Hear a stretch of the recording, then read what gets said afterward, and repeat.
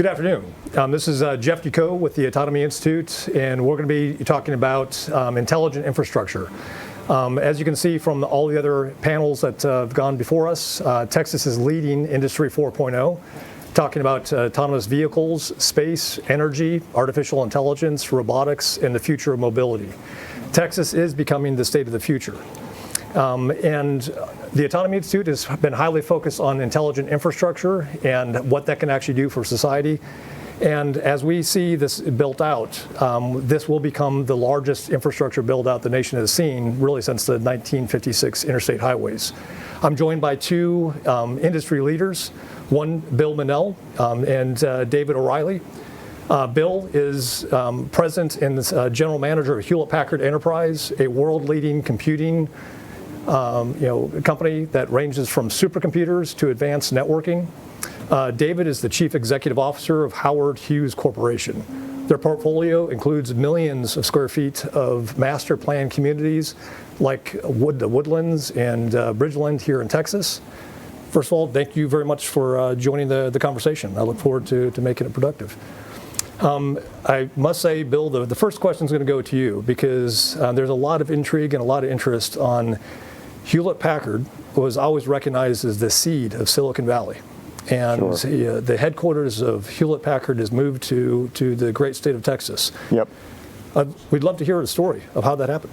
Well, sure. So we've had actually a very large site in Houston for a long time. So that was where Compact was founded. So there's actually been a very technology-oriented foundation here in Texas already. And so as a part of that merging of companies, we had already established it as our, quite frankly, our biggest site in the U.S. And as we looked at go-forward plans, we felt that whereas we wanted to continue to have a technology hub in Silicon Valley, we felt that Houston, given the diversity of the environment, given the fact that we were building a brand new site here, would be the logical place to move the headquarters. And so that was why we made the decision. And again, we're still keeping a very active technology site in Silicon Valley, but at the same time, with all of our headquarters and all of the infrastructure we have here already, then we've got a very solid site here in Texas as well. That's great. An exciting connection to a previous panel too is, HP is the company that acquired 3Com, as well as supercomputer company Cray and Silicon Graphics. So an impressive group of engineers and innovators. You bet. David, so the Woodlands is one of the most thriving business communities. You mentioned to me about intelligent infrastructure representing the future proofing of America's office. Can you explain how you see that? Well, you know what, I'd almost take it a little step further and say that it's not as much the future proofing of office, but the future proofing of our communities.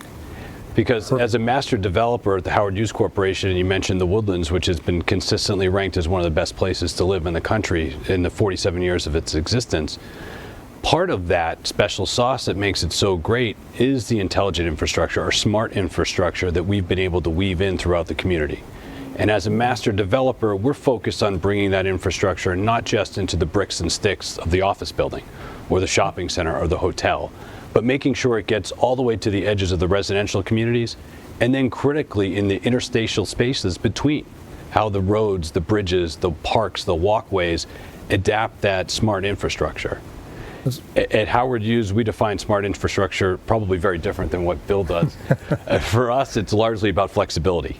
And we're going to let the brilliant folks at HPE determine what we're going to adopt in terms of technology. We need the flexibility to integrate it into our communities. Wonderful. And what's exciting about this is the physical developer, the one that's actually been doing, building these incredible communities and tying, our cities together, is now being blended with so much of the digital infrastructure. It's becoming one and the same. And the intelligent infrastructure is pretty much the junction point that's taken place. And back to you, Bill. Hewlett Packard made a lot of investments early on with edge computing, 5G, even 6G research, and high-performance computing. You did it before many other players in the industry. How did you guys see that trend, and how did you realize that you had to invest early to be ready?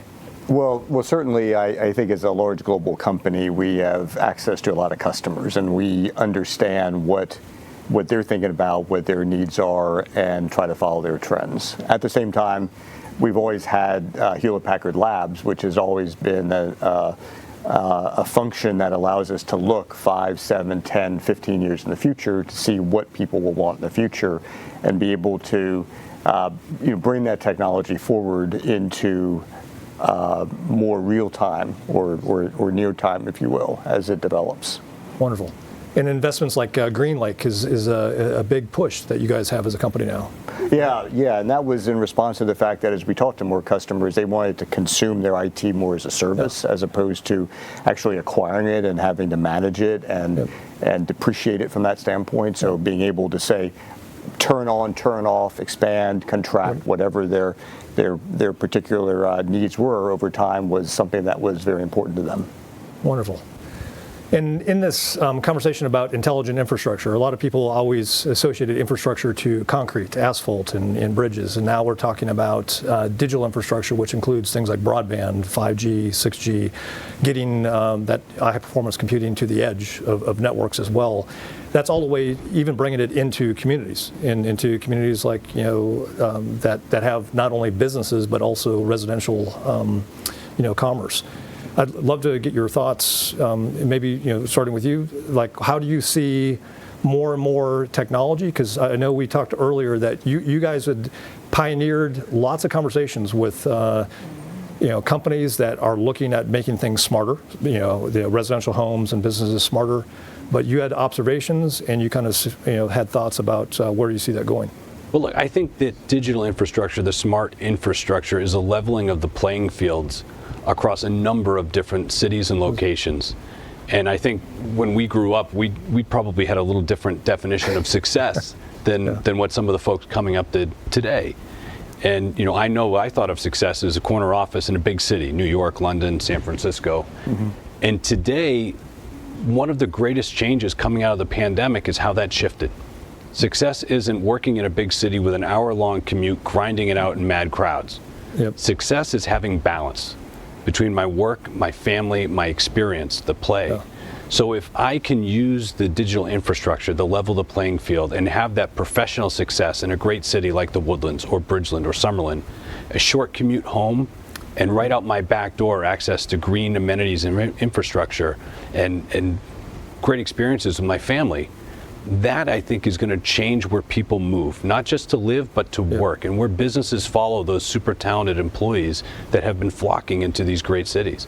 So we're really excited about the digital infrastructure we have. We think it creates the opportunity for folks to come into areas that weren't previously associated with having a successful career, but now it absolutely is. Phenomenal. And one thing I noticed that you guys do a very good job of the aesthetics. It's like, how can you incorporate infrastructure and new technology within communities, but in a way that it just kind of blends in with the communities. I think some of the best digital infrastructure, the smartest digital infrastructure is that you don't see. But it's there and it makes your life easier. You feel it, but you don't have to see it. Exactly. And whether that's wayfinding, navigation, your smart device is working on every corner so that you can get to that ice cream shop, it's all critical to the success of a community. And talking about connectivity, there's still many, many places across Texas, even in a great state or city of Austin, where connectivity is just not there. And I know HPE is really focused on 5G and Wi-Fi, all these new standards that basically eliminate the digital divide and allow that robust connectivity no matter where we go. And any thoughts to share there? Yeah, certainly. As we go forward, having to, I think it was well said that we're trying to level the field, if you will, and being able to do that and providing access to more and more people is going to be something that is going to be more and more important, because you can't get all the opportunities work-wise. You can't get all the educational opportunities unless you have access, and access is important from that standpoint. So certainly we're going to be ahead of that. Certainly our Aruba team, which is focused on Wi-Fi, is very much addressing that and has a lot of technology and more technology as we go forward. So.